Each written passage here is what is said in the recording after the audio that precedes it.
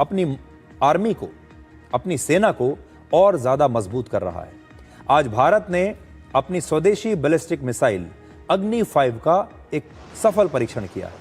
यह परीक्षण उड़ीसा के चांदीपुर में स्ट्रेटेजिक फोर्सेस कमांड ने किया, जिसके पास भारत के परमाणु हथियारों का नियंत्रण है। अग्नि 5 की मदद से 5000 किलोमीटर तक परमाणु हमला किया जा सकता है और यह भारत की सबसे आधुनिक और सबसे लंबी दूरी तक हमला करने वाली मिसाइल है। इसमें खास टेक्नोलॉजी है जिसे multiple independently targetable re entry vehicle कहते हैं, जिसमें एक मिसाइल अपने साथ कई बॉम्ब लेकर जाती है। इसका मतलब है कि एक मिसाइल से एक ही बार में कई ठिकानों पर हमला किया जा सकता है। और अग्नि 5 मिसाइल का एक नया बंकर बस्टर वेरिएंट भी बनाया जा रहा है। Defence research and development organisation यानी DRDO के वैज्ञानिक इस मिसाइल में अब कुछ नए बदलाव कर रहे हैं और भारत का यह स्वदेशी बंकर बस्टर जमीन के नीचे 250 से 300 फीट की गहराई तक हमला कर पाएगा। इस समय भारतीय सेना के पास ऐसा कोई हथियार नहीं है और यह पहला मौका होगा जब भारत अपना खुद का बंकर बस्टर हथियार बनाएगा, वेपन बनाएगा। और मिसाइल्स के मामले में अब भारत आत्मनिर्भर है। भारतीय सेनाओं के पास दुश्मन पर हमला करने वाली मिसाइल्स भी हैं और किसी हवाई हमले को रोकने वाली मिसाइल शील्ड भी अब उनके पास है। और भारत की राजनीति की एक और बड़ी खबर यह है हमारे पास आज कि एक संस्था है जिसका नाम है CSDS। इस CSDS नाम की संस्था के चुनाव विश्लेषक संजय कुमार पर चुनाव आयोग ने एक नया केस दर्ज कर दिया है। महाराष्ट्र चुनाव के मामले में गलत आंकड़े देने के विवाद पर उन पर यह नया केस दर्ज करवाया गया है। नासिक के चुनाव कार्यालय ने सोशल मीडिया पर एक पोस्ट किया है जिसमें लिखा है कि संजय कुमार ने नासिक के देवलाली विधानसभा में वोटर्स को लेकर जो भी आंकड़े दिए वो भ्रामक हैं, इसलिए उनके खिलाफ यह मामला दर्ज कराया गया है। इसी तरह से महाराष्ट्र के नागपुर में रामटेक विधानसभा क्षेत्र में वोटर से जुड़ी गलत जानकारी देने की वजह से केस दर्ज कर लिया गया है और इस मामले में नागपुर पुलिस ने भी यह जानकारी दी है कि CSDS के संजय कुमार के खिलाफ FIR दर्ज हो चुकी है। उन पर झूठी सूचना और चुनाव के नियमों के उल्लंघन का आरोप है और CSDS के चुनाव विश्लेषक संजय कुमार ने 2024 के लोकसभा चुनाव और महाराष्ट्र विधानसभा चुनाव के गलत आंकड़े पेश करते हुए 17 अगस्त को सोशल मीडिया पर 2 पोस्ट किए थे। एक पोस्ट में बताया गया था कि महाराष्ट्र के रामटेक और देवलाली विधानसभा में लोकसभा के बाद विधानसभा के चुनाव में वोटर्स की संख्या 36 से घटकर 38% तक 36 से लेकर 38% तक घट गई है।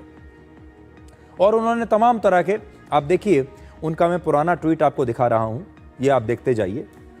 और इसमें उन्होंने तमाम तरह के आंकड़े पेश किए, गलत आंकड़े लगाए। और जब उन्होंने ये आंकड़े ट्वीट किए तो कांग्रेस पार्टी ने भी, कांग्रेस पार्टी के एक नेता हैं पवन खेड़ा, उन्होंने भी इन आंकड़ों के आधार पर सोशल मीडिया पर एक ट्वीट कर दिया। पवन खेड़ा ने इन्हीं आंकड़ों का जिक्र करते हुए चुनाव आयोग पर गंभीर आरोप लगा दिए। हालांकि अब संजय कुमार ने अपना ये ट्वीट डिलीट किया है, अपना पोस्ट, और इसके साथ ही पवन खेड़ा ने भी अपना पोस्ट डिलीट कर दिया है।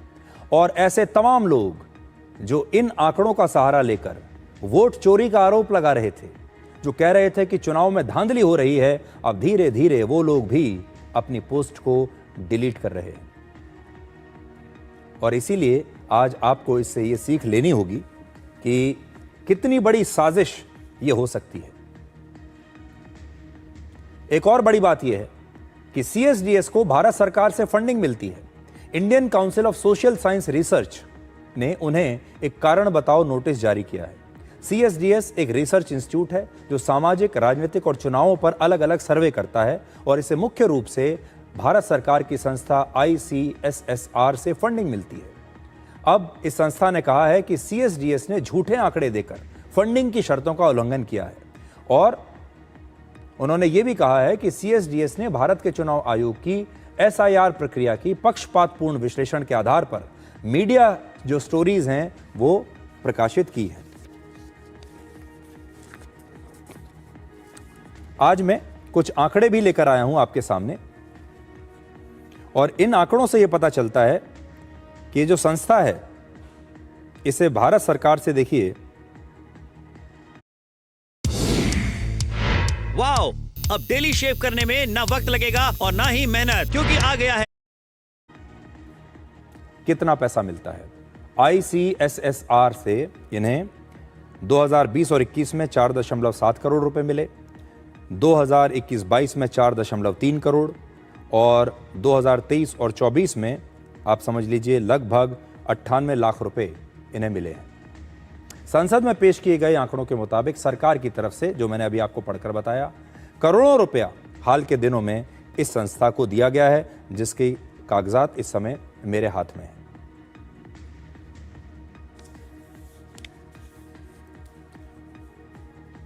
अब आप देखिए कि सरकार से ही पैसा मिलता है और सरकार से ही पैसा लेकर यह संस्था झूठ फैला रही है। किसी भी देश को कमजोर करने का सबसे अच्छा तरीका यह होता है कि उसके लोकतंत्र पर हमला किया जाए। हमारे देश की शान हमारा लोकतंत्र है। हमारे देश का जो चुनाव है वो हमारे देश की शान है। पूरी दुनिया में लोग मानते हैं कि भारत दुनिया का सबसे बड़ा चुनाव करवाता है, जिसमें 100 करोड़ वोटर लगभग हिस्सा लेते हैं। यह हमारे देश की सबसे बड़ी उपलब्धि है, यह हमारे देश की शान है। हमारे चुनाव ही तो हमें चीन से अलग बनाते हैं, हमारे चुनाव हमें रशिया से अलग बनाते हैं, हमारे चुनाव हमें दुनिया के बड़े बड़े और देशों से अलग बनाते हैं। और हमारे चुनाव सबसे पारदर्शी हैं, और हमारा चुनाव ऐसा है जिसमें हर आम आदमी के हाथ में उसके वोट की ताकत है। वो जब चाहे सरकार बदल सकता है, और ये वोट की ताकत ही हमारे लोकतंत्र का सबसे मजबूत स्तंभ है। और अब कुछ विदेशी ताकतें ऐसी हैं जो इसी स्तंभ पर लगातार चोट कर रही है। और आपने देखा होगा दूसरे देशों में भी जब उन्हें कमजोर करने की साजिश होती है तो सबसे पहले उनके लोकतंत्र पर, उनके चुनाव पर इस तरह के हमले किए जाते हैं, जो कि अब हमारे देश में हो रहा है। अच्छी बात यह है कि संजय कुमार ने अपना ये पोस्ट डिलीट कर दिया। अब उनके खिलाफ कार्रवाई होगी, मामले दर्ज हो रहे हैं। संजय कुमार के इन फर्जी आंकड़ों को आधार बनाकर हमारे देश के जो विपक्षी नेता लगातार एजेंडा चला रहे थे, अब मजबूरी में उन्हें भी डिलीट करना पड़ रहा है। और धीरे धीरे आप देखिएगा आने वाले दिनों में जो तमाम IT सेल के जितने लोग थे जो इन्हें लगातार इन आंकड़ों को गलत तरीके से पेश कर रहे थे, संजय कुमार की इस माफीनामे के बाद से अब उन्हें भी अपने ये सारे पोस्ट डिलीट करने पड़ेंगे। और इससे राहुल गांधी को भी एक सीख लेनी चाहिए। अब जब इतना सब कुछ हो रहा है, जब इन आंकड़ों में भी ये पाया गया कि ये फर्जी आंकड़े हैं, तो अब उन्हें समय आ गया है कि वो एक एफिडेविट पेश करें चुनाव आयोग के सामने। और एफिडेविट के साथ जो आंकड़े वो दे रहे हैं, क्योंकि वो भी लगभग यही बात कर रहे हैं जो यहां पर दी गई थी, ऐसे ही आंकड़े राहुल गांधी भी पेश कर रहे हैं। इसलिए उनके आंकड़ों पर तभी विश्वास किया जाएगा जब वो एफिडेविट लिख कर देंगे और फिर चुनाव आयोग उनकी जांच करेगा। ये बहुत चिंताजनक बात है हमारे देश के विपक्षी नेताओं के लिए, और सोशल मीडिया पर इन विपक्षी नेताओं के लिए जो शोर मचाने वाले IT सेल हैं, उनके लिए भी बहुत चिंता का विषय है। अंतर्राष्ट्रीय खबरों की अगर हम बात करें तो आज मॉस्को में विदेश मंत्री S जयशंकर की मुलाकात रशिया के उप प्रधानमंत्री से हुई है, और उन्होंने कहा कि वो भारत को तेल, कोयला और पेट्रोलियम का निर्यात कर रहे हैं, और लिक्विफाइड नेचुरल गैस को लेकर भी उनके बीच बातचीत हो रही है। उन्होंने ये भी कहा कि भारत को हाई स्पीड इलेक्ट्रिक ट्रेन्स बनाने में भी रशिया मदद कर रहा है। आज रशिया ने टैरिफ वॉर पर भारत को एक नया और बहुत बड़ा ऑफर दिया है। भारत में रशिया के दूतावास के उप प्रभारी ने कहा है कि अगर भारत को अमेरिका के बाजारों में अपना सामान भेजने में परेशानी हो रही है, अगर अमेरिका भारत को परेशान कर रहा है, तो रशिया के दरवाजे भारत के लिए हमेशा खुले हैं। रशिया के इस डिप्लोमेट ने कहा कि दोस्त एक दूसरे पर प्रतिबंध नहीं लगाते। उनका यह बयान बहुत महत्वपूर्ण है क्योंकि अमेरिका ने भारत पर 50% टैरिफ लगाया है, और इस बयान के दो मतलब हैं। पहला, भारत और रशिया के बीच संबंध रणनीतिक भरोसे पर आधारित हैं, इसलिए अमेरिका के टैरिफ पर रशिया ने खुद अपनी तरफ से भारत को अब और डिस्काउंट देने का ऑफर किया है कि हम आपके लिए और डिस्काउंट करते हैं।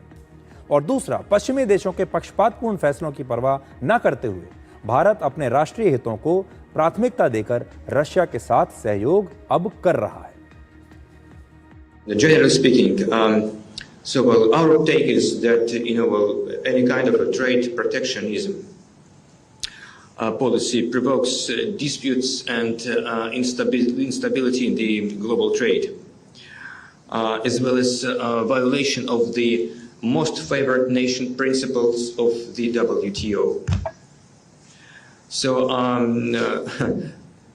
if the Indian goods are facing difficulties entering the US market, the Russian market would welcome Indian imports to the most extent possible. If West criticizes you, you are doing everything right. अब हम एक छोटा सा break ले रहे हैं।